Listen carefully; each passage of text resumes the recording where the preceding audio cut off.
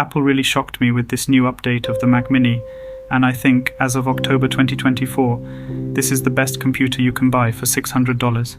It's extremely rare for Apple to release something so consumer-friendly that it seems unreal. Or maybe we have been let down repeatedly over the years, so when Apple finally does something reasonable, we all act like. So, what is the reason I think this is the best deal right now? There's actually only one. Apple has finally given us 16 gigabytes of RAM in the base model of their products. First of all, as I stated in one of my previous videos, 8 gigabytes of RAM in an M1 MacBook is still fine for most people whose use cases do not include heavy video editing or other demanding computing tasks. It's just fine, not great. If you rely on your computer for professional work, then the base model of any Mac product prior to this M4 Mac Mini is definitely not ideal, and the major bottleneck has always been the 8 gigabytes of RAM. I have been using my M1 MacBook Air for almost 4 years now, and I rarely found the limited RAM affecting my daily usage until recently, when I became more invested in my freelance work as a video editor, which pushes my laptop to run at maximum output much more frequently. Now that the base model of the M4 Mac Mini offers 16 gigabytes of RAM, it becomes a much more appealing device for many people who intend to do professional work on this compact computer. However, I must say, this is a problem that shouldn't exist in the first place. I am happy that Apple finally delivers a great product, but I am still frustrated by their previous greedy decisions to sell computers with very little RAM at high prices. With the powerful M4 chip and the 16 gigabytes of RAM, I believe this tiny device is powerful enough for about 90% of people out there who are not completely reliant on Windows for certain programs or games. Even if you really need to use Windows for some applications, the 16 gigabytes of RAM can be extremely valuable. During my 4 years of experience with my 8 gigabyte MacBook Air, I found that one thing was almost impossible to achieve: a pleasant user experience when running a Windows virtual machine. Because the host computer only has 8 gigabytes of RAM, I can allocate a maximum of 4 gigabytes for the Windows guest, making it painful to use both the host and the guest systems simultaneously. Now that we have 16 gigabytes, we can easily allocate 8 of them to the Windows guest and achieve decent performance on both systems. Additionally, when it comes to gaming, the extra RAM will be very helpful as well. Macs are typically not ideal gaming devices, and even the powerful M4 chip won't change that fact. However, in recent years, thanks to projects like Wine, Crossover, and virtual machines like Parallels, many PC games have become somewhat playable on Apple Silicon Macs.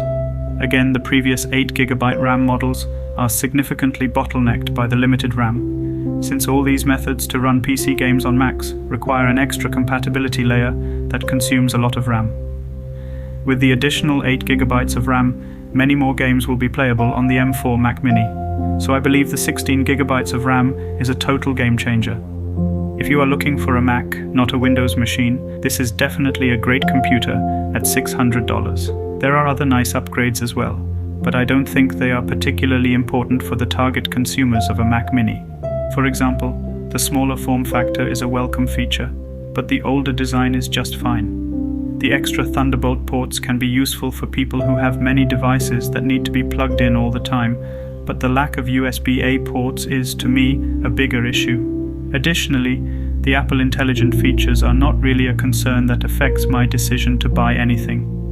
You can connect to up to 3 displays now with the M4 Mac Mini. Again, I don't think the target consumers of a Mac Mini will really need this, but it's certainly a nice thing to have.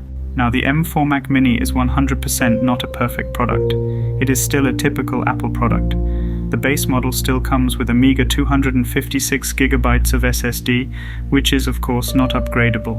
The price for a 512 gigabyte storage option is another $200, which has remained the same for years.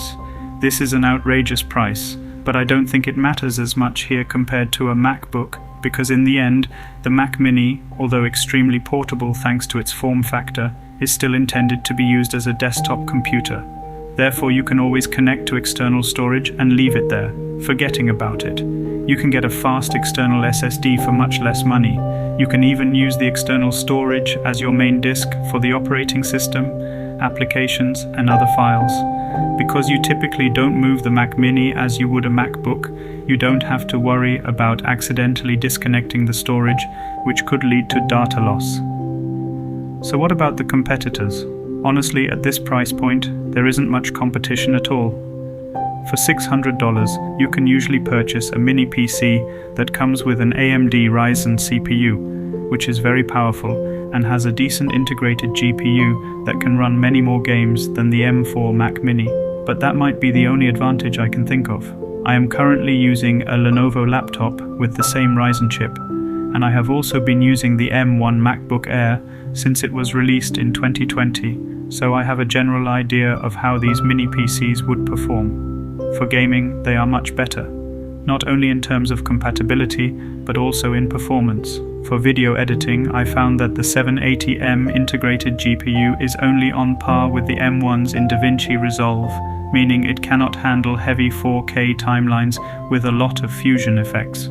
The M4 would definitely outperform the AMD mini PCs in video editing. However, most people really don't need to edit videos, so in the end, it really comes down to your preference for Mac OS or Windows.